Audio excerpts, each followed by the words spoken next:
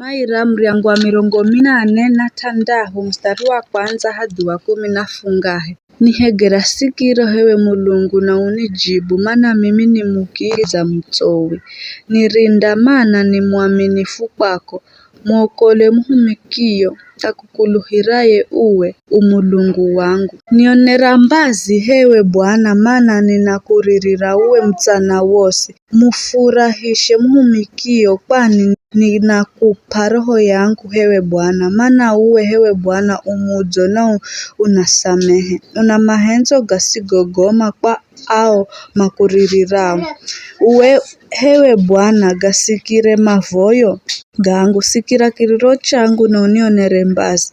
Siku ya taabu yangu nindakwiha, maana undahika. Kaiza milungu yosi kakunari yehere uwe hewe Bwana, kakuna dimaye kuhenda mahendo herego gakwako.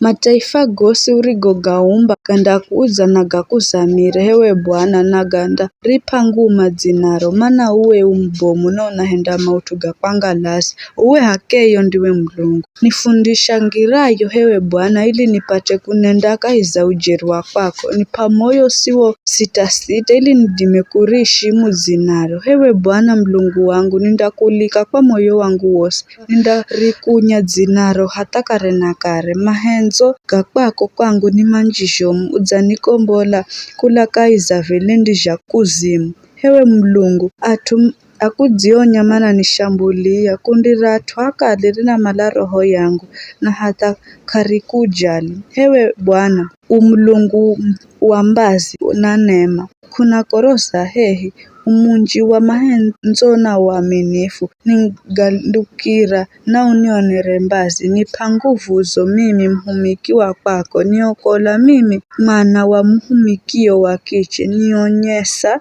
muvano wa udzo wa kwako, ili madzio nimena mawone na maibike, maana uwe Bwana udzanisaidia na kunifariji.